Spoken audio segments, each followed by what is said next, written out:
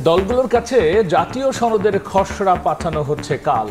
৩১ জুলাইয়ের মধ্যে আলোচনা শেষ করার আশা।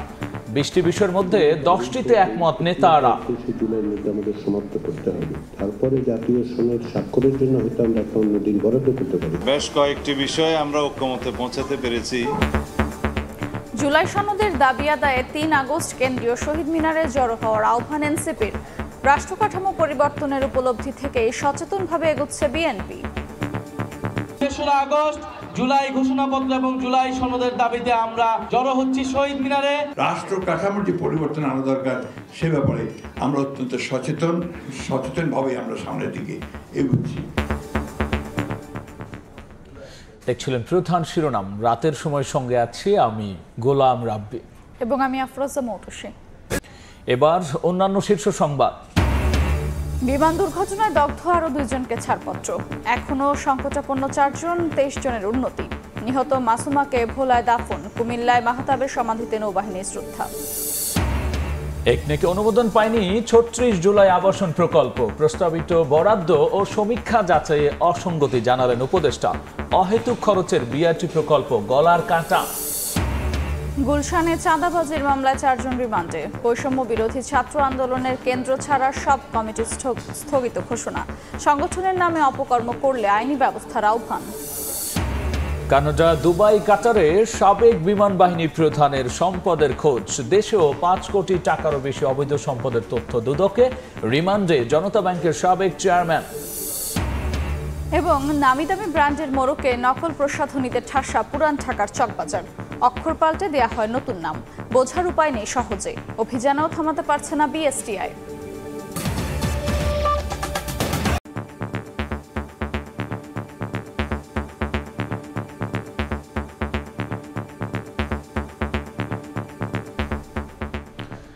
যে কোনো মূল্যে ৩১ জুলাইয়ের মধ্যে মৌলিক সংস্কারের বিষয়ে রাজনৈতিক দলগুলোর সঙ্গে সংলাপ শেষ করতে চায় জাতীয় ঐকমত্য কমিশন। আর আগামীকালের মধ্যে জাতীয় সনদের খসড়া রাজনৈতিক দলগুলোর কাছে পাঠানো হবে, এমনটাই জানিয়েছেন কমিশন সহ সভাপতি। বলেছেন 20টি বিষয়ের মধ্যে 10টি বিষয়ে একমত হয়েছে দলগুলো, আর 7টি বিষয় রয়েছে দ্বিমত। এদিন বৈঠকে 3টি বিষয়ের মধ্যে পুলিশ কমিশনের বিষয়ে দলগুলো একমত হয়েছে। মৌলিক অধিকার প্রশ্নে হয়নি ঐক্য। আপনাদের অবহিত করবেন। 3 দিন বিরতির পর ফরেন সার্ভিস একাডেমিতে রাষ্ট্র সংস্কার নিয়ে রাজনৈতিক দলগুলোর সঙ্গে দ্বিতীয় দফার 19তম দিনের আলোচনায় বসে জাতীয় ঐক্যমত কমিশন। বৈঠকে যোগ দেন রাজনৈতিক দলগুলোর প্রতিনিধিরা। বৈঠকে রাষ্ট্র পরিচালনার মূলনীতি, নাগরিকদের মৌলিক অধিকার সম্প্রসারণ প্রস্তাব, পুলিশ কমিশন বিষয়ে আলোচনা হয়। এর মধ্যে পুলিশ সংস্কার ইস্যুতে আলোচনায় বেশিরভাগ দল একমত হয়েছে, তবে কমিশনের গঠন কাঠামো নিয়ে হয়নি ঐক্য। বেশ কয়েকটি বিষয়ে আমরা ঐক্যমতে পৌঁছাতে পেরেছি। এখানে কিছু বিষয় বিবেচনার জন্য কমিশন পরামর্শ প্রদান করেছে, তবে এখানে বলা আছে যে কমিশনের গঠন প্রণালী জাতীয় সংসদে প্রণীত আইনের দ্বারা নির্ধারিত হবে।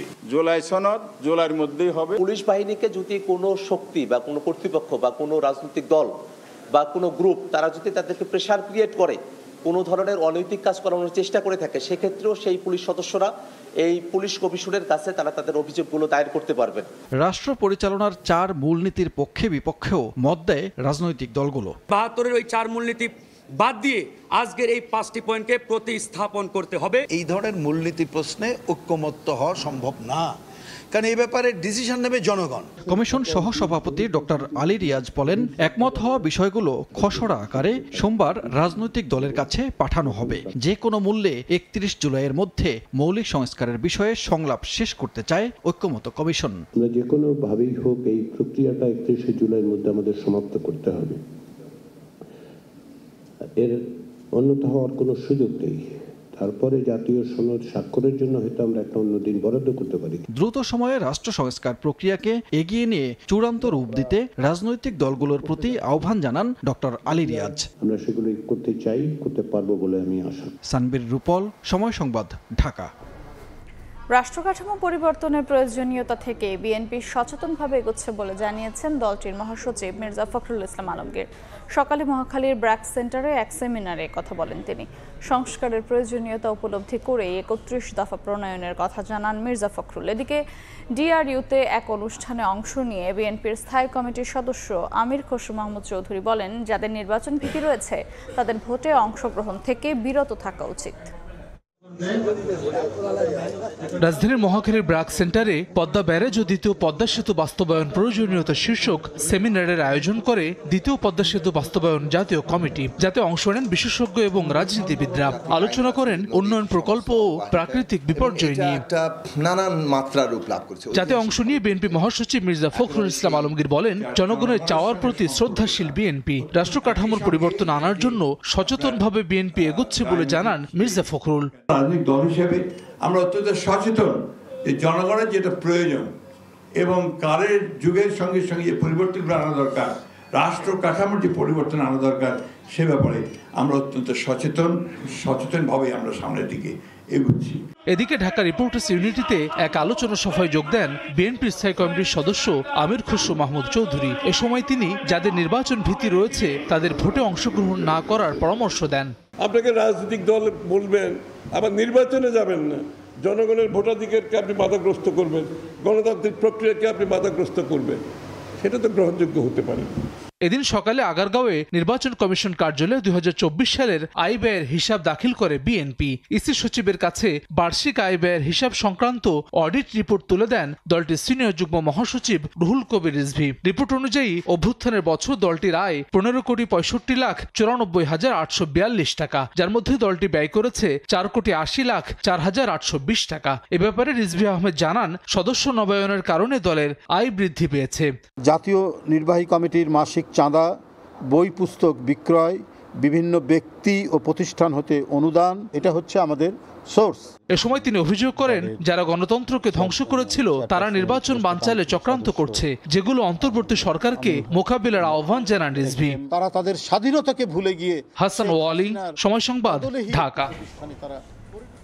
জুলাই সনদের দাবিতে আগামী ৩ আগস্ট কেন্দ্রীয় শহীদ মিনারে জড়ো হতে আহ্বান জানিয়েছেন এনসিপির আহ্বায়ক নাহিদ ইসলাম। বলেছেন, মুজিববাদ ও ভারতীয় আধিপত্যবাদের বিরুদ্ধে নতুন সংবিধান প্রয়োজন। নেত্রকোনায় পদযাত্রা কর্মসূচিতে এমন বক্তব্য রাখেন তিনি। এরপর শেরপুরে পথসভায় দ্রুত সংস্কারের মাধ্যমে প্রধানমন্ত্রী কেন্দ্রিক ক্ষমতায়ন বন্ধ করে ক্ষমতা বন্টন এবং পিআর পদ্ধতিতে নির্বাচনের তাগিদ দেন তিনি। লক্ষ্য তৃণমূল পর্যায়ে শক্তিশালী নেতৃত্ব গঠন। জেলায় জেলায় ছুটে বেড়াচ্ছেন জাতীয় নাগরিক পার্টির নেতারা। রোববার দেশ গড়তে জুলাই পদযাত্রার ২৭তম দিনের কর্মসূচি শুরু হয় নেত্রকোনায়। দুপুরে পুরাতন কালেক্টরেট মাঠে পথসভায় এনসিপির মুখ্য সমন্বয়ক নাসির উদ্দিন পাটোয়ারি বলেন, যারা ফ্যাসিস্ট হয়ে ক্ষমতার কাঠামোতে থাকতে চায় তারা নির্বাচনে পিআর পদ্ধতি চায় না। জুলাই সনদের দাবিতে আগামী ৩ আগস্ট কেন্দ্রীয় শহীদ মিনারে জড়ো হওয়ার আহ্বান জানান দলের আহ্বায়ক নাহিদ ইসলাম। পাওয়ার ব্যালেন্সের চেক করার জন্য পিআর পদ্ধতিতে উচ্চ কক্ষের নির্বাচন চেয়েছি, কিন্তু যারা ফ্যাসিস্ট ক্ষমতার কাঠামোতে থাকতে চায় তারা এই বিষয়ে জনগণকে ধোঁকা দেওয়ার চেষ্টা করছে। ৩রা আগস্ট জুলাই ঘোষণাপত্র এবং জুলাই সনদের দাবিতে আমরা জড়ো হচ্ছি শহীদ মিনারে। আপনাদেরকে আমন্ত্রণ জানাচ্ছি।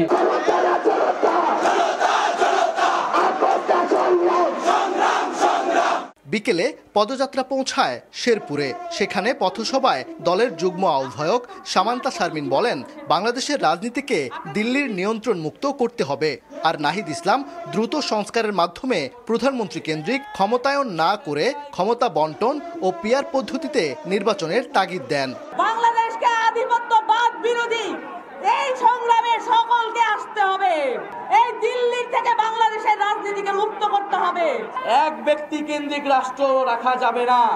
একটা রাষ্ট্রে শুধু প্রধানমন্ত্রীর কাছেই ক্ষমতা, সেই রাষ্ট্র আমরা পরিবর্তন চাই। দেশ গড়তে এনসিপির জুলাই পদযাত্রা সোমবার জামালপুর ও ময়মনসিংহ জেলায় অনুষ্ঠিত হওয়ার কথা রয়েছে। ভারত সরকারকে স্পষ্টভাবে বলেছি যে সীমান্তে কোনো হত্যাকাণ্ড আমরা মেনে নিব না। ওবায়দুল হক, সময় সংবাদ। গুলশানের সাবেক সংসদ সদস্য শাম্মী আহমেদের বাসায় চাঁদাবাজির অভিযোগে বৈষম্য বিরোধী ছাত্র আন্দোলনের নেতা রিয়াদ সহ 4 জনকে 7 দিন করে রিমান্ড দিয়েছেন আদালত। এদিকে সংগঠনের নাম ব্যবহার করে অনৈতিক কাজ বন্ধে কেন্দ্র ছাড়া সারা দেশের সব কমিটি স্থগিত ঘোষণা করেছেন কেন্দ্রীয় সভাপতি রিফাত রশিদ। সংগঠনের নাম ব্যবহার করে কেউ অপকর্ম করলে আইন শৃঙ্খলা রক্ষা বাহিনীকে ব্যবস্থা নেওয়ার আহ্বান তার। গ্রেফতারের হুমকি দিয়ে গেল 17 ও 19 জুলাই গুলশানে সাবেক সংসদ সদস্য শাম্মী আহমেদের কাছে 2 দফায় 90 লাখ টাকা দাবি। পুলিশের সহায়তায় শনিবার রাতে চাঁদাবাজির সময় হাতে নাতে গ্রেফতার করা হয় বৈষম্য বিরোধী ছাত্র আন্দোলনের নেতা রিয়াদ সহ 5 জনকে। রোববার দুপুরে তাদের আদালতে তোলার সময় বিক্ষুব্ধ আইনজীবীরা চাঁদাবাজির বিরুদ্ধে স্লোগান দিতে থাকেন। তোপের মুখে পড়েন আসামিরা।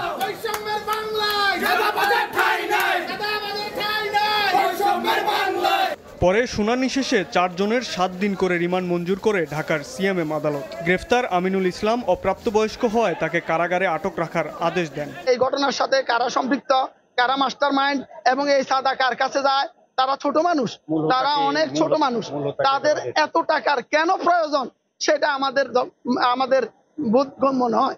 তখন মাননীয় আদালত তাদের 7 দিনের রিমান্ড মঞ্জুর করে। এ ঘটনায় শনিবার 5 জনকে বহিষ্কার করে বৈষম্য বিরোধী ছাত্র আন্দোলনের কেন্দ্রীয় কমিটি। রোববার সন্ধ্যায় শাহবাগে জরুরি সংবাদ সম্মেলন ডেকে সংগঠনটির কেন্দ্রীয় কমিটি ছাড়া বৈষম্য বিরোধী ছাত্র আন্দোলনের সারা দেশের সব কমিটি স্থগিতের ঘোষণা দেন সভাপতি রিফাত রশিদ। বৈষম্য বিরোধী ছাত্র আন্দোলনের কেন্দ্রীয় কমিটি ব্যতীত সারা দেশের সকল কমিটির কার্যক্রম আজকে থেকে আনুষ্ঠানিকভাবে স্থগিত করা হলো। রাজনৈতিক দলের ছত্রছায়ায় অনেকেই অনৈতিক কর্মকাণ্ডে জড়িয়ে পড়েছে অভিযোগ করে রিফাত রশিদ বলেন, সংগঠনের নাম ব্যবহার করে অপরাধ ঠেকাতে সব কমিটি স্থগিতের এই সিদ্ধান্ত। যারা বৈষম্য বিরোধী ছাত্র আন্দোলনের ব্যানারে থেকে জুলাই গণ অভ্যুত্থানের ঢাল হয়ে জুলাই গণ অভ্যুত্থানের স্পিরিট ধারক ও বাহক হিসেবে থাকার জন্য, এই গণ অভ্যুত্থানের ব্যানারকে বাঁচিয়ে রাখার জন্য, প্ল্যাটফর্মের সাথে কাজ করার জন্য যারা প্রস্তুত রয়েছেন তাদেরকে আমরা একটা কথা বলতে চাই, এখান থেকে কোনো প্রকার আপনি আর্থিক কোনো ধরনের সুবিধা বা কোনো ধরনের ক্ষমতার অপব্যবহার সুবিধা পাবেন না। সংগঠনের ব্যানার ব্যবহার করে কেউ অপকর্ম করলে আইন শৃঙ্খলা বাহিনীকে ব্যবস্থা নেওয়ার আহ্বান বৈষম্য বিরোধী ছাত্র আন্দোলনের। আপনারা আমাদেরকেও জানাবেন, আমরাও আইনের প্রতি শ্রদ্ধাশীল থেকে। শাবাব ওয়াসি, সময় সংবাদ, ঢাকা। একনেকে অনুমোদন পায়নি 36 জুলাই আবাসন প্রকল্প। প্রস্তাবিত বরাদ্দ আর সমীক্ষা যাচাইয়ে অসঙ্গতি থাকায় এই প্রকল্প বাদ দেওয়া হয়েছে বলে জানিয়েছেন পরিকল্পনা উপদেষ্টা। দুপুরে একনেক সভা শেষে তিনি জানান, অহেতুক খরচ আর সঠিক পরিকল্পনা না থাকায় গলার কাঁটা হয়ে দাঁড়িয়েছে বিআরটি প্রকল্প। জুলাই গণ অভ্যুত্থানে শহীদ পরিবারগুলোর স্থায়ী বসবাসের জন্য 804টি ফ্ল্যাট নির্মাণের প্রকল্প নিয়েছিল জাতীয় গৃহায়ন কর্তৃপক্ষ। প্রকল্পটি অনুমোদনের জন্য 2025-26 অর্থ বছরের প্রথম একনেক সভায় উপস্থাপন করা হয়, কিন্তু প্রকল্পটি অনুমোদন দেওয়া হয়নি সভায়। রোববার একনেক সভা শেষে সংবাদ সম্মেলনে পরিকল্পনা উপদেষ্টা জানান, 36 জুলাই আবাসন প্রকল্পে প্রস্তাবিত বরাদ্দ নিয়ে সংশয় রয়েছে। পরিকল্পনা মাফিক প্রকল্প প্রস্তাবে ব্যয় পরিমাপ করতে একাধিক মন্ত্রণালয়কে সমন্বয়ে নির্দেশ দেওয়া হয়েছে। এখন গ্রহণ করিনি, তার কারণ আমরা এটার কাগজপত্রগুলো দেখে আমাদের মনে হয়েছে এটার যথাযথভাবে এটার খরচের মূল্যায়ন হওয়া উচিত টেন্ডারে যাওয়ার আগে।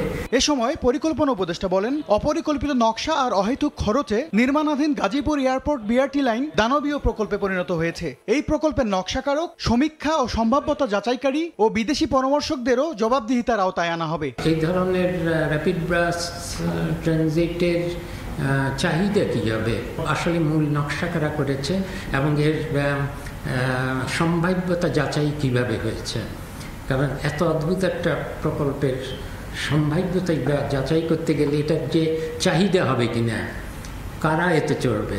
অন্তর্বর্তী সরকারের 12তম একনেক সভায় 8149 কোটি টাকা ব্যয়ে 12টি প্রকল্প অনুমোদন দেওয়া হয়েছে। MS আরিফিন, সময় সংবাদ, ঢাকা। মার্কিন শুল্ক ইস্যুতে তৃতীয়বারের মতো দর কষাকষির সুযোগ পেয়েছে বাংলাদেশ। 29 ও 30 জুলাই বৈঠকে অংশ নিতে কাল বাণিজ্য উপদেষ্টার নেতৃত্বে প্রতিনিধি দল যাচ্ছে যুক্তরাষ্ট্রে। এবারের আলোচনায় মার্কিন শুল্ক হার ভারত ও ভিয়েতনামের চেয়েও কমবে বলে আশা বাণিজ্য সচিবের। যুক্তরাষ্ট্রের সঙ্গে বাণিজ্য ঘাটতি কমাতে 25টি বোয়িং উড়োজাহাজ কেনার সিদ্ধান্ত হয়েছে বলেও জানান তিনি। যুক্তরাষ্ট্র থেকে বাংলাদেশে আমদানির তুলনায় দেশটিতে পণ্য রপ্তানি অনেক বেশি হওয়ায় যুক্তরাষ্ট্রের বাণিজ্য ঘাটতি বেড়েই চলেছে। জাতীয় রাজস্ব বোর্ডের তথ্য মতে সদ্য বিদায়ী 2024-25 অর্থবছরে যুক্তরাষ্ট্র থেকে $250 কোটি পণ্য আমদানি হলেও দেশটিতে রপ্তানি ছিল প্রায় $876 কোটি পণ্য, অর্থাৎ যুক্তরাষ্ট্রের বাণিজ্য ঘাটতি দাঁড়িয়েছে $626 কোটি। এই বাণিজ্য ঘাটতি বিবেচনায় নিয়েই 1 আগস্টের মধ্যে আলোচনার সুযোগ রেখে রপ্তানি পণ্যের উপর 35% পাল্টা শুল্ক আরোপ করে প্রধান উপদেষ্টাকে চিঠি দেয় মার্কিন প্রেসিডেন্ট।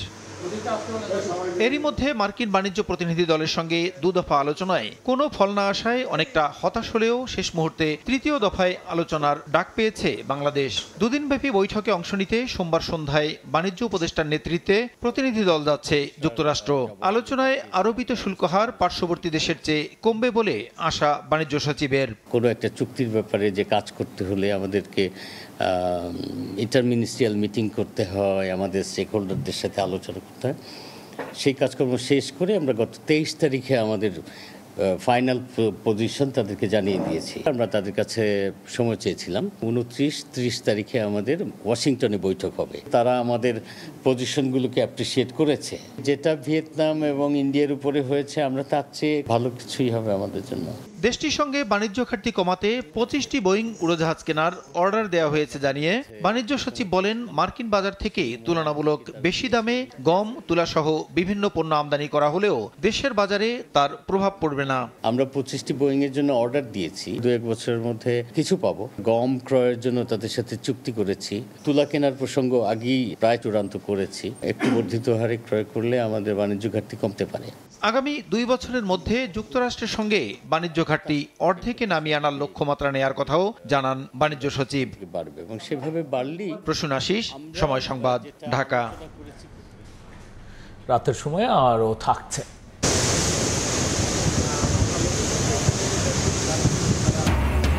সাগরের উত্তাল ঢেউয়ে ভেঙে পড়ছে ঝাউগাছ, তছনছ রাস্তাঘাট, হুমকিতে বিভিন্ন স্থাপনা। কক্সবাজার উপকূলে ব্যাপক ভাঙন। মাইলস্টোন ট্র্যাজেডিতে দগ্ধ 34 জন, কাতরাচ্ছেন জাতীয় বার্ন ইনস্টিটিউটে। সংকটাপন্ন 4 জন আছেন আইসিইউতে, তবে দগ্ধ 21 জনের অবস্থার উন্নতি হয়েছে। দুপুরে বার্ন ইনস্টিটিউটে পরিচালক ব্রিফিংয়ে এই তথ্য জানান। শারীরিক অবস্থার উন্নতি হলে আগামী সপ্তাহে পর্যায়ক্রমে কয়েকজনকে ছাড়পত্র দেওয়া হতে পারে বলেও ব্রিফিংয়ে জানানো হয়। একসময় হাজারো স্বপ্ন হাতছানি দিত যে ক্ষুদে শিক্ষার্থীদের, আজ তাদের সব স্বপ্ন যেন ফিকে হয়ে গেছে। এখন শুধু স্বাভাবিকভাবে বাঁচার আকুতি। নিজের মেয়েকে ধরবো সেটাও নিজের কাছেই ভয় করতেছিল যে কোথায় ধরবো, ব্যথা পাবে কোথায়। আমার এই পাশে আয়মান, এই পাশে তাসমিয়া, 2 জনকে গাল দিয়ে ফু দিছি, যে বলে বাবা একটু বাতাস দেও, ও বলে আঙ্কেল একটু বাতাস দেও। 21 জুলাই রাজধানীর উত্তরায় মাইলস্টোন স্কুল অ্যান্ড কলেজে বিমান বিধ্বস্তের ঘটনায় দগ্ধ হয়ে এখনও অনেকেই কাতরাচ্ছেন জাতীয় বার্ন ও প্লাস্টিক সার্জারি ইনস্টিটিউটে। ভর্তি রোগীদের বিষয়ে করণীয় নির্ধারণে রবিবার সকালে রাজধানীর জাতীয় বার্ন ও প্লাস্টিক সার্জারি ইনস্টিটিউটে বৈঠক করেন বাংলাদেশ, চীন, ভারত ও সিঙ্গাপুরের বিশেষজ্ঞ চিকিৎসকদের সমন্বয়ে গঠিত মেডিকেল বোর্ড সদস্যরা। পরে ব্রিফিংয়ে পরিচালক জানান, উদ্ধারকারী কাজী আমজাদ এবং কলেজের স্টাফ সবুজাকে রিলিজ দেওয়া হয়েছে। এখনো ভর্তি আছেন 34 জন, আর সংকটাপন্ন 4 জনকে রাখা হয়েছে আইসিইউতে। যে রোগীগুলো একটু ক্রিটিক্যাল এবং সিভিয়ার, তাদের ব্যাপারে আমরা আরও ক্লোজ ডোর ব্রিফিং করছি এবং প্রতি মুহূর্তেই নতুন করে আমাদের মন্ত্রণালয় থেকে আরও কিছু হয়তো ডিসিশন আসবে। যারা চলে যাচ্ছে তাদের ব্যাপারে আরও ক্লিনিক্যাল সাইকোলজিস্ট নতুন করে নেওয়ার ব্যাপারেও আমাদের সিদ্ধান্ত আসছে। এখন পর্যন্ত কেউ বিদেশে নেওয়ার ব্যাপারে কোনো কথা বলেননি। ইনস্টিটিউট থেকে জানানো হয়, অবস্থার উন্নতি সাপেক্ষে পর্যায়ক্রমে আরও কয়েকজনকে ছাড়পত্র দেওয়া হবে। শাকির আহমেদ, সময় সংবাদ, ঢাকা। মাইলস্টোনে বিমান দুর্ঘটনায় ক্ষতিগ্রস্ত স্কুল ভবনে আলামত সংগ্রহ করেছে বিমান বাহিনীর তদন্ত সংস্থা। বিধ্বস্ত বিমানের ধ্বংসাবশেষের বিভিন্ন আলামত সংগ্রহ করে তারা। তদন্ত সংস্থা জানিয়েছে স্কুল ভবনটি কর্তৃপক্ষের কাছে হস্তান্তরে তাদের এই প্রয়াস। এদিকে এখনও দুঃসহ স্মৃতি তাড়া করছে শিক্ষার্থী ও অভিভাবকদের। মানসিক ট্রমা কাটাতে স্কুলের পক্ষ থেকে কাউন্সেলিং করানো হচ্ছে। মাইলস্টোন স্কুল অ্যান্ড কলেজে হায়দার আলী ভবনের সামনে যুদ্ধবিমান বিধ্বস্ত হওয়ার পর ছড়িয়ে ছিটিয়ে পড়ে বিভিন্ন অংশ। মেটাল ডিটেক্টরের মাধ্যমে টুকরোগুলো উদ্ধার করছেন বিমান বাহিনীর সদস্যরা। রোববার সকালে ক্ষতিগ্রস্ত ভবনে প্রবেশ করেন বিমান বাহিনীর তদন্ত সংস্থার সদস্যরা। ক্ষত বিক্ষত শ্রেণীকক্ষ, দুর্ঘটনাস্থল সহ আশপাশের বিভিন্ন স্থান থেকে আলামত সংগ্রহ করেন তারা। পরে তা ট্রাকে করে নিয়ে যাওয়া হয়। আনুষ্ঠানিকভাবে তদন্ত সংস্থা কথা না বললেও জানানো হয় স্কুল কর্তৃপক্ষের কাছে ভবনটি হস্তান্তরের প্রক্রিয়ার অংশ হিসেবে কাজ করছেন তারা। এদিকে ভয়াবহ ঘটনার 6 দিন পার হলেও এখনো মানসিক ধকল কাটেনি শিক্ষার্থী, অভিভাবক সহ সংশ্লিষ্টদের। এদিন বিদ্যালয়ের নির্দিষ্ট কাউন্সেলিং সেন্টারে শিক্ষার্থী ও অভিভাবকদের মানসিক ট্রমা কাটাতে কাউন্সেলিং করানো হয়।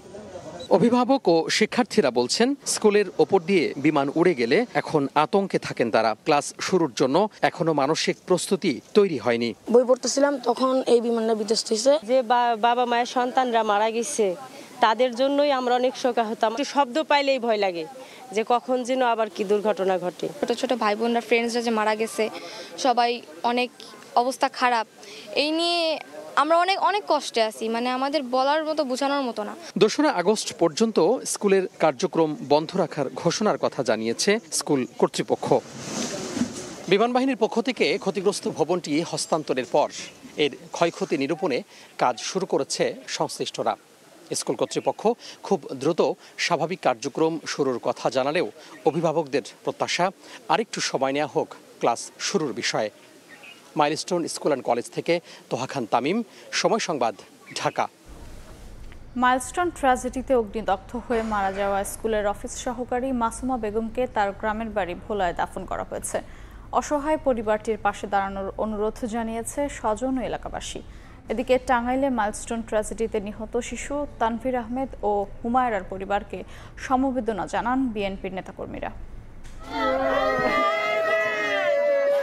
জীবনযুদ্ধে হেরে গেলেন মাইলস্টোন স্কুল অ্যান্ড কলেজের অফিস সহকারী মাসুমা বেগম। কর্মস্থলে শিক্ষার্থীদের জীবন বাঁচাতে গিয়ে হারান নিজের জীবন। শনিবার রাতে মাসুমার মরদেহ গ্রামের বাড়ি ভোলার বোরহানউদ্দিনে পৌঁছালে সৃষ্টি হয় হৃদয় বিদারক দৃশ্যের। স্বজন ও এলাকাবাসীর আহাজারিতে ভারী হয়ে ওঠে পরিবেশ। রোববার সকালে মাসুমা বেগমের জানাজা শেষে লাশ দাফন করা হয়। মাইলস্টোন ট্র্যাজেডিতে অগ্নিদগ্ধ হওয়ার 5 দিন মৃত্যুর সঙ্গে লড়াই করে শনিবার সকালে ঢাকার জাতীয় বার্ন ও প্লাস্টিক সার্জারি ইনস্টিটিউটে চিকিৎসাধীন অবস্থায় মারা যান মাসুমা। শিক্ষার্থীর বাঁচাইতে আমার মার প্রাণ গেল। কিছু নেই যে এক করে জায়গা জমি বেচিয়া ওনা করে যে এই একটা ঘর উঠে দিব এমন কিছু নেই। তাদের পরিবারের পাশে থাকার জন্য এবং সরকারি যে সহায়তা যেটা যখন সময় মতো আসবে সেটা আমরা তাদেরকে পৌঁছে দেব। এদিকে টাঙ্গাইলের মির্জাপুরে নিহত শিশু তানভীর আহমেদ এবং সখীপুরে শিশু হুমায়রার বাড়িতে গিয়ে তার পরিবারকে সমবেদনা জানিয়েছেন বিএনপির ভাইস চেয়ারম্যান আব্দুস সালাম পিন্টু। এ সময় ঘনবসতি এলাকায় প্রশিক্ষণ ঘাঁটি না রেখে বিকল্প জায়গায় সরিয়ে নেওয়ার আহ্বান জানান তিনি। এখানে এইটা চলছিল তখন হয়তো ঘনবসতি ছিল না, তবে ইদানিং কালে এটা এখানে করা উচিত হয় নাই। এটা তো মধুপুর আছে, বিভিন্ন জায়গায় আছে, তারা সেখানে করতে পারত। অন্যদিকে মাইলস্টোন ট্র্যাজেডিতে নিহত কুমিল্লার দেবিদারের বাসিন্দা শিক্ষার্থী মাহতাব রহমান ভুইয়ার সমাধিতে ফুল দিয়ে শ্রদ্ধা জানান বাংলাদেশ বিমান বাহিনীর একটি প্রতিনিধি দল। এরপর নিহতের পরিবারের সঙ্গে কুশল বিনিময় করেন তারা। ফারিয়া ফারজানা, সময় সংবাদ। সাবেক বিমান বাহিনী প্রধান শেখ আব্দুল হান্নানের সময়কার প্রাতিষ্ঠানিক দুর্নীতির একাধিক অনুসন্ধান করছে দুদক। এদিন হান্নান দম্পতির বিরুদ্ধে 5 কোটি টাকার অবৈধ সম্পদ এবং 3 দেশ থেকে অর্থ পাচারের অভিযোগে মামলা করেছে সংস্থাটি। এদিকে নিয়োগে দুর্নীতির অভিযোগে খুলনা কৃষি বিশ্ববিদ্যালয়ের সাবেক উপাচার্য সহ 17 জনের বিরুদ্ধে মামলা করা হয়েছে। শেখ আব্দুল হান্নান 2021 থেকে 2024 সাল পর্যন্ত বিমান বাহিনীর প্রধানের দায়িত্ব পালন করেন।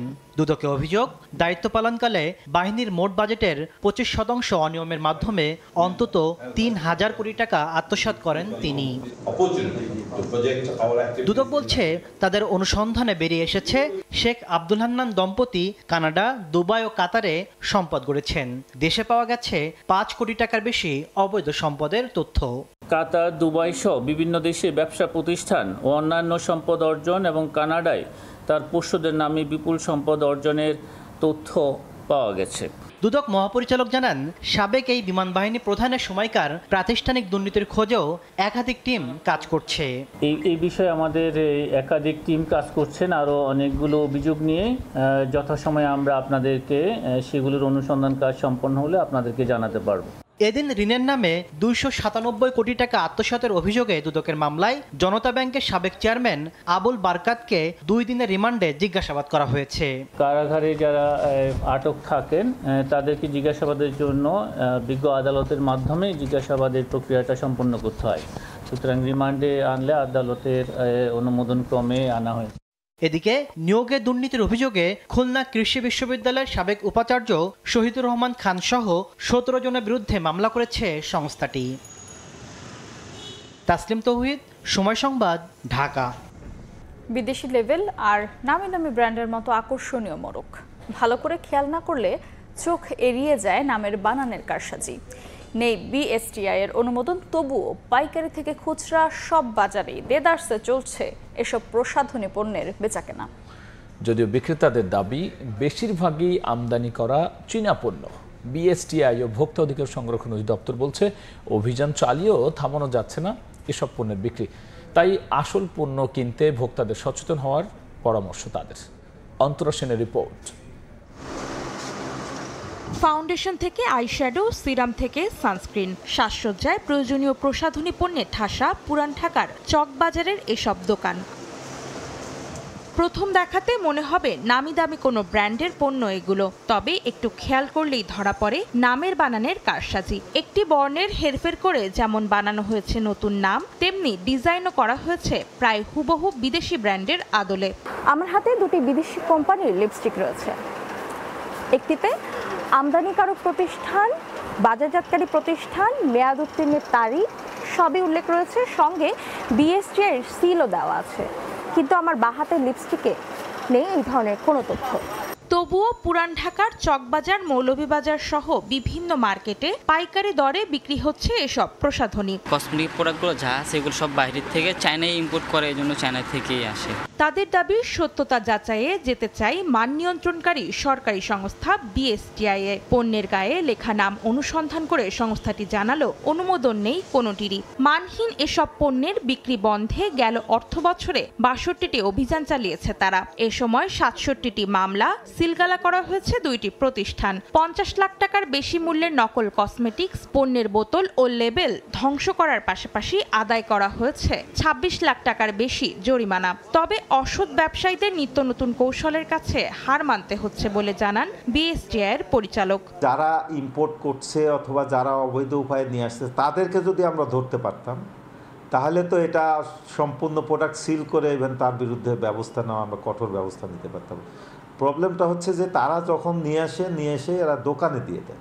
এসব নকল পণ্যের বাজার রোধে তৎপর ভোক্তা অধিকার সংরক্ষণ অধিদপ্তরও। গেল জুন পর্যন্ত 1 বছরে প্রসাধনী ও স্কিন কেয়ার পণ্যে ভেজাল বিরোধী 744টি অভিযান করেছে সংস্থাটি। জরিমানা করেছে প্রায় 63 লাখ টাকা। ভেজালের অভিযোগ এসেছে 583টি, যার মধ্যে সমাধান হয়েছে 433টি। নকল পণ্য থেকে বাঁচতে প্রসাধনী কেনার ক্ষেত্রে ভোক্তাদের যাচাই বাছাই করার পরামর্শ সংস্থাটির মহাপরিচালকের। যিনি ক্রেতা, প্রথমত তার একটা দায়িত্ব আছে সব সময় বেছে যেটা বেস্ট ওয়ান সেটা ক্রয় করা। দীর্ঘমেয়াদী ক্ষতির দিক বিবেচনায় ভেজাল প্রসাধনী পণ্যে গোয়েন্দা নজরদারি বাড়ানোর তাগিদ সংশ্লিষ্টদের। অন্তরা সেন, সময় সংবাদ, ঢাকা। শহরের ফুটপাত যেন এখন পথচারীর নয়, বরং অন্য যে কোনো কিছুর জন্য বরাদ্দ। হাঁটার জায়গা খুঁজতে গিয়ে থেমে যেতে হয়, মোড় ঘুরতেই সামনে দোকান, পার্কিং বা নির্মাণ সামগ্রী। পরিকল্পনাবিদ বলছেন এই বিশৃঙ্খলার মূলেই রয়েছে সমন্বয়হীন নগর পরিকল্পনা। আর সিটি কর্পোরেশন বলছে উচ্ছেদের বদলে হকারদের পুনর্বাসনে জোর দেয়া হচ্ছে। আশরাফুল ইসলামের ক্যামেরায় তাসনিয়া নিশাদ মিমের রিপোর্ট। হকার, দোকান, গাড়ির পার্কিং, নার্সারি কিংবা নির্মাণ সামগ্রীর দখলে রাজধানীর বেশিরভাগ ফুটপাত। শুধু নেই পথচারীর হাঁটার জায়গা। ঢাকা শিশু হাসপাতালের সামনের ফুটপাত যেন এক বাজার। রোগীর সঙ্গে থাকা স্বজনেরা এখানে খুঁজে পান না হাঁটার জায়গা। মানুষ যদি চলাফেরাই না করতে পারে, ফুটপাতে দোকান ব্যবসা করার জন্য তাহলে মার্কেট ভাড়া করুক। শহরের ফুটপাত আয় উপার্জনেরও জায়গা। মিরপুর 10 নম্বরে ফুটপাত ছাড়িয়ে সড়কেও ঠেকেছে হকারদের রাজত্ব। পথচারীরা বাধ্য হচ্ছেন ঝুঁকি নিয়ে রাস্তার মধ্য দিয়ে হাঁটতে। ফুটপাত তো নাই, ফুটপাতের পরে রাস্তারও অর্ধেক জায়গা নিয়েছে, মানে অভ্যস্ত হয়ে গেছি। অ্যাবনর্মালিটি বাংলাদেশে এখন নর্মালিটি হয়ে গেছে। হকারদের দাবি যথাযথ বিকল্প জায়গা না থাকায় ফুটপাতের বাইরে ব্যবসা পরিচালনা করা সম্ভব নয়। উচ্ছেদ করে উড়ায় আবার বসি। একদিকে জীবিকা নির্বাহের তাগিদ, অন্যদিকে চলাচলের অধিকার, এই দুয়ের টানাপোড়েনে প্রতিনিয়ত হোঁচট খায় শহর। ফুটপাত ব্যবস্থাপনায় নেই কোনো টেকসই সমাধান। হকাররা বলছেন এই ফুটপাতই তাদের জীবিকা নির্বাহের একমাত্র ভরসা। অন্যদিকে পথচারীরা বলছেন প্রতিদিন এই ফুটপাত দিয়ে হেঁটে যাওয়া যেন নাজেহাল হওয়ার এক অবধারিত অভিজ্ঞতা। নারীর জন্য দিনে দিনে অনিরাপদ হয়ে উঠছে ফুটপাত। প্রায় জুটছে অশালীন দৃষ্টি, কটু মন্তব্য, ইচ্ছাকৃত ধাক্কা বা গা ঘেঁষে চলা। একে তো ব্যাগ অনেক বেশি সাবধানে রাখতে হয়, বারবার চেক করতে হয়, একবার যাচ্ছে আবার আসছে, মানে সেম লোকটাই, কোনো কাজ নাই, শুধু শুধু মেয়েদের পেছনে ঘুরঘুর করতেছে। মাঝে মাঝে প্রশাসন অভিযান চালালেও ফুটপাত ব্যবস্থাপনায় নেই টেকসই পরিকল্পনা। ঢাকা শহর তো আসলে সারা বাংলাদেশি সকল হকারকে অ্যাকোমোডেট বা ধারণ করতে পারবে না। তাহলে আমাদের সেই পরিকল্পনা দরকার যে কোথায় বসাবো, কোথায় বসাতে দিব না, এবং প্রশাসনকেও সর্বোচ্চভাবেই সেই ডিজাইন এবং প্ল্যানিং অনুযায়ী ফুটপাতকে বসানোর একটা নীতিমালা তৈরি করতে হবে।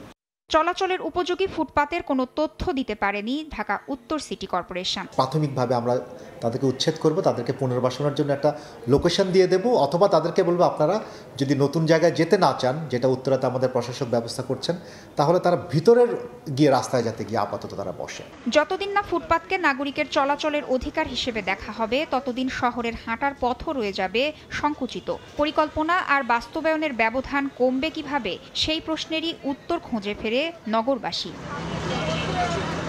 তাসনিয়া নিশাত মিম, সময় সংবাদ, ঢাকা। কক্সবাজারকে 3 নম্বর সতর্ক সংকেত নামিয়ে ফেলতে বলা হলেও এখনো উত্তাল রয়েছে সাগর। জোয়ারের পানি স্বাভাবিকের চেয়ে 3 থেকে 4 ফুট উচ্চতায় প্রবাহিত হচ্ছে। তছনছ রাস্তাঘাট, ঝাউগাছ উপড়ে পড়ে ক্ষতিগ্রস্ত হচ্ছে বৈদ্যুতিক তার। জিও ব্যাগও ঠেকাতে পারছে না ভাঙন। বড় বড় ঢেউ আছড়ে পড়ছে তীরে। কক্সবাজার সমুদ্র সৈকতের শতাধিক ঝাউগাছ উপড়ে পড়েছে, আর বালিয়াড়ির ভাঙন আরও তীব্র হয়েছে। সাগর উত্তাল থাকায় প্লাবিত হয়েছে সেন্ট মার্টিনের নিম্নাঞ্চল। টেকনাফ সেন্ট মার্টিন নৌ রুটে বন্ধ রয়েছে নৌযান চলাচল, ঝুঁকিতে পড়েছে মেরিন ড্রাইভ। এরই মধ্যে 3টি অংশে দেখা দিয়েছে ভাঙন। প্রতি বছর বর্ষা মৌসুম এলেই যেন আরও ভয়াবহ হয়ে ওঠে এই ভাঙন। তবে এবার ভাঙনের মাত্রা ছাড়িয়ে গেছে আগের সব রেকর্ড। স্থানীয়রা বলছেন উচ্চ জোয়ার আর উত্তাল সাগরের ঢেউয়ের তোড়ে জিও ব্যাগও ঠেকাতে পারছে না ভাঙন। উপড়ে পড়ছে একের পর এক ঝাউগাছ। জোয়ারের পানি আইসা এখানে ফালা দিছে। সাগর তো আগে অনেক দূরে ছিল, এখন সাগর এখানে পাশে এসে মানে কি সবকিছু ভেঙে ফেলতেছে। পানির বেশি হওয়াতে নিচেগুলো কাটা যাচ্ছে না। তবে প্রশাসন বলছে বর্ষা মৌসুম শেষ হলেই ভাঙন রোধে ব্যবস্থা নেওয়া হবে। কিছু কিছু জায়গায় যে প্রোটেকশন দেওয়া দরকার সেখানে কিন্তু জিও ব্যাগ দেওয়া আছে। আর এই বর্ষাকালটা চলে গেলে সেখানে যদি আরো কোনো জায়গায় যদি কোনো ব্যবস্থা নিতে হয়, সেটা পরিবেশ ঠিক রেখে আমরা ব্যবস্থা নেওয়ার চিন্তা ভাবনা করব। এদিকে টানা বৃষ্টিতে চট্টগ্রাম নগরীর বিভিন্ন জায়গায় জলাবদ্ধতার সৃষ্টি হয়েছে। এতে নগরীর কাতালগঞ্জ, ওয়াসা, জিইসি সহ বেশ কিছু এলাকায় চলাচলে দুর্ভোগ পোহাতে হয়েছে পথচারীদের। গাড়ি চালাইতে কষ্ট, মানুষ চলাচল করতে পারছে না। মানে কাতালগঞ্জে আছে, কাতালগঞ্জে এই রোড আছে, পরের রোড আছে, পরের রোডে নাই। আগামী কয়েকদিন ভারী থেকে মাঝারি বৃষ্টিপাত থাকতে পারে বলে জানিয়েছে স্থানীয় আবহাওয়া অফিস।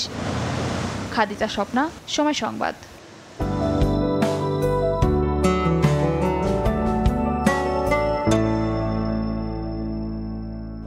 এবার দেখে নেব বাতাসের আজকের মানসূচক।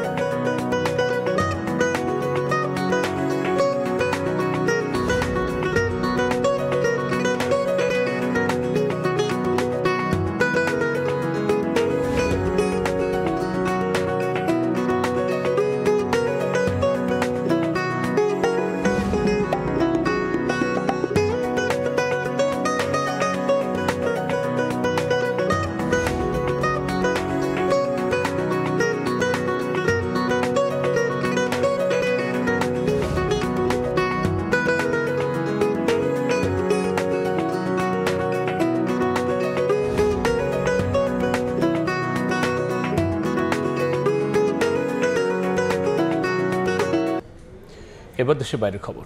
আন্তর্জাতিক চাপের মুখে গাজায় দৈনিক 10 ঘন্টার জন্য অভিযান স্থগিত রাখার ঘোষণা দিয়েছে ইসরায়েল। উপত্যকার নির্দিষ্ট এলাকায় স্থানীয় সময় সকাল 10টা থেকে রাত 8টা পর্যন্ত বন্ধ থাকে হামলা। এছাড়াও নির্দিষ্ট রুটে প্রতিদিন ভোর 6টা থেকে রাত 11টা পর্যন্ত চলাচল করতে পারবে ত্রাণবাহী গাড়ি। ইসরায়েলের এই পদক্ষেপকে স্বাগত জানিয়েছে যুক্তরাষ্ট্র। চরম ক্ষুধার যন্ত্রণায় দিন কাটছে গাজার বাসিন্দাদের। খাবার না পেয়ে অনেকেই নীরবে প্রাণ হারিয়েছেন। ত্রাণের জন্য লাইনে দাঁড়ানো মানুষদের ওপর ইসরায়েলি হামলায় বাড়ছে নিহতের সংখ্যা। গেল মার্চ থেকে গাজায় ত্রাণ প্রবেশে ইসরায়েল অঘোষিত নিষেধাজ্ঞা জারির পর থেকেই নেতানিয়াহুর ওপর বাড়ছিল আন্তর্জাতিক চাপ। অবশেষে গাজায় নির্দিষ্ট সময়ের জন্য অভিযান স্থগিত করল ইসরায়েল। এক বিবৃতিতে ইসরায়েলের প্রতিরক্ষা বাহিনী জানিয়েছে, গাজায় দৈনিক 10 ঘন্টার জন্য অভিযান স্থগিত থাকবে। আল মাওয়াসি, দেইর আল বালা ও গাজা সিটিতে স্থানীয় সময় সকাল 10টা থেকে রাত 8টা পর্যন্ত বন্ধ রাখা হবে হামলা। একই সঙ্গে নির্দিষ্ট রুটে প্রতিদিন ভোর 6টা থেকে রাত 11টা পর্যন্ত চলাচল করতে পারবে আন্তর্জাতিক সংস্থার ত্রাণের ট্রাক। ইসরায়েলের এমন ঘোষণার পরই মিশর থেকে গাজার উদ্দেশ্যে পাঠানো হয়েছে ত্রাণ। ইসরায়েলের ঘোষণাকে স্বাগত জানিয়েছে যুক্তরাষ্ট্র। মার্কিন পররাষ্ট্রমন্ত্রী মার্কো রুবিও বলেছেন, যে কোনো সময় যুদ্ধবিরতির চুক্তি হতে পারে, তবে এই যুদ্ধবিরতি সাময়িক না স্থায়ী হবে তা স্পষ্ট করেননি মার্কিন পররাষ্ট্রমন্ত্রী। এদিকে ফিলিস্তিন ইসরায়েল সংকট নিরসনে যুক্তরাষ্ট্রের নিউ ইয়র্কে জাতিসংঘের সম্মেলন হতে যাচ্ছে। এখান থেকেই প্রথমবারের মতো আরব রাষ্ট্রগুলো হামাসকে নিরস্ত্রীকরণের আহ্বান জানাতে যাচ্ছে বলে জানিয়েছেন ফ্রান্সের পররাষ্ট্রমন্ত্রী জন-ওয়েল বারো। ফারহাদ চৌধুরী, সময় সংবাদ। বাংলাদেশের টানা সিরিজ জয় এশিয়া কাপে সাহস যোগাবে দলকে। তবে পাকিস্তানের বিপক্ষে শেষ ম্যাচের একাদশে পরীক্ষা নিরীক্ষা করা উচিত হয়নি বলে মনে করেন সাবেক নির্বাচক মিনহাজুল আবেদিন নান্নু। টি-20 বিশ্বকাপের আগে স্পোর্টিং উইকেটে খেলে নিজেদের তৈরি করা উচিত বলেও মন্তব্য করেন তিনি। এদিকে 3 ভেন্যুতে এবারে টি-20 এনসিএল আয়োজন করা হবে বলেও জানিয়েছেন নান্নু, যেখানে নির্বাচকরাও ভালো মানের ক্রিকেটার পেতে পারে বিশ্বাস সাবেক নির্বাচকের। শ্রীলঙ্কা সফরের আগে বাংলাদেশের টি-20 সিরিজ জয়ের পরিসংখ্যান ছিল হতাশাজনক। শেষ 4টি সিরিজের মধ্যে মাত্র একটিতে জয়ের দেখা পেয়েছিল লাল সবুজ। তবে লঙ্কা জয়ের পর নতুন করে আশার আলো খুঁজে পেয়েছে টাইগাররা, কারণ আসন্ন টি-20 বিশ্বকাপের যৌথ আয়োজক দেশ শ্রীলঙ্কা। তাই কন্ডিশন আর চেনা উইকেটে কিছুটা সুবিধা পেতেই পারে বাংলাদেশ। এরপর ঘরের মাঠে পাকিস্তানকে হারিয়ে আত্মবিশ্বাস আরও মজবুত করেছে লিটন দাসের দল। তবে শেষ ম্যাচে একাদশে 5 পরিবর্তন এনে পরীক্ষা চালিয়ে বিতর্কের জন্ম দেয় টিম ম্যানেজমেন্ট, যার কড়া সমালোচনা করেছেন সাবেক নির্বাচক মিনহাজুল আবেদিন নান্নু। টানা সিরিজ জেতাকে ইতিবাচক হিসেবে দেখলেও বিশ্বকাপের আগে স্পোর্টিং উইকেটে খেলা উচিত বলে মনে করেন তিনি। অবশ্যই একটা বিরাট অ্যাচিভমেন্ট এটা, যে কোনো সিরিজ জেতা এটা টিমের জন্য সামনের সিরিজটা ভালো খেলার জন্য যথেষ্ট সাহস যোগায়। তো ওটা এখানে অনেকগুলি প্লেয়ারকেও শেষ ম্যাচে দেখা হয়েছে। তো আমার মনে হয় এই জায়গায় ওই এক্সপেরিমেন্টটা না করে, কারণ পাকিস্তানের সাথে একটা সুযোগ ছিল একটা ভালো সিরিজ শেষ করার, যে বিশ্বকাপের আগে ট্রু উইকেটে স্পোর্টিং উইকেটে খেলে নিজেদেরকে তৈরি করে যাওয়াটা উচিত।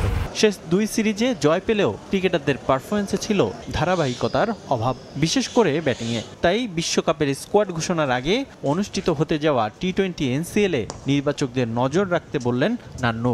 সেখানে অনেক ক্রিকেটার আলো ছড়াবে বিশ্বাস তার। অনেকগুলি প্লেয়ারের কিন্তু টি-20 ফরম্যাটের performance up to the mark. তো সেই জায়গায় কিন্তু কিছু কিছু খেলোয়াড়কে দেখার জন্য অবশ্যই একটা ক্ষেত্র তৈরি হবে, কারণ সেপ্টেম্বরের সেকেন্ড উইক থেকে টি-20 এনসিএলটা শুরু হবে। তো এই জায়গায় একটা সুযোগ আছে, এই খেলোয়াড়রা যারা কিছু ভালো পারফর্মার পাওয়া যাবে এদেরকে ইনক্লুড করে অবশ্যই তৈরি করতে হবে, যেহেতু 6 মাস হাতে পাবে টি-20 ওয়ার্ল্ড কাপের জন্য। তো আমার মনে হয় সিলেক্টরদের জন্য একটা সুযোগ আসবে কিছু খেলোয়াড়কে দেখান এবং তৈরি করেন। সেপ্টেম্বরের দ্বিতীয় সপ্তাহে শুরু হবে এবারের এনসিএল এর আসর। এর আগে 1 ভেন্যুতে খেলা হলেও এবার 3 ভেন্যুতে হবে এনসিএল এর দ্বিতীয় আসর। গতবার তো আমরা খুব অল্প সময়ের মধ্যে এটা করা হয়েছিল, এবার আমরা 3টা ভেন্যু অলরেডি চুজ করা হয়েছে। গ্রাউন্ডস কমিটির কাছে টুর্নামেন্ট কমিটি চেয়েছে, তো সেই হিসাবে টুর্নামেন্ট কমিটি আগাচ্ছে। আমার মনে হয় যে এটা কনফার্ম যে 3টা ভেন্যুতেই হবে এবার এনসিএল। আসন্ন টি-20 বিশ্বকাপে ভালো ফলাফলের জন্য ক্রিকেটারদের পাশাপাশি টিম ম্যানেজমেন্টের আরও দায়িত্বশীল হওয়ার আহ্বান সাবেক এই নির্বাচকের। রিফাতুল ইসলাম মিরন, সময় সংবাদ, ঢাকা। এশিয়া কাপে কঠিন গ্রুপে পড়লেও সুপার 4-এ কোয়ালিফাই করার ভালো সম্ভাবনা আছে বাংলাদেশের। তবে টাইগারদের ভাগ্য নির্ভর করবে উইকেটের আচরণ বোঝা আর কন্ডিশন বিবেচনায় সেরা একাদশ নির্বাচনের ওপর, এমনটাই মনে করেন সাবেক অধিনায়ক আকরাম খান।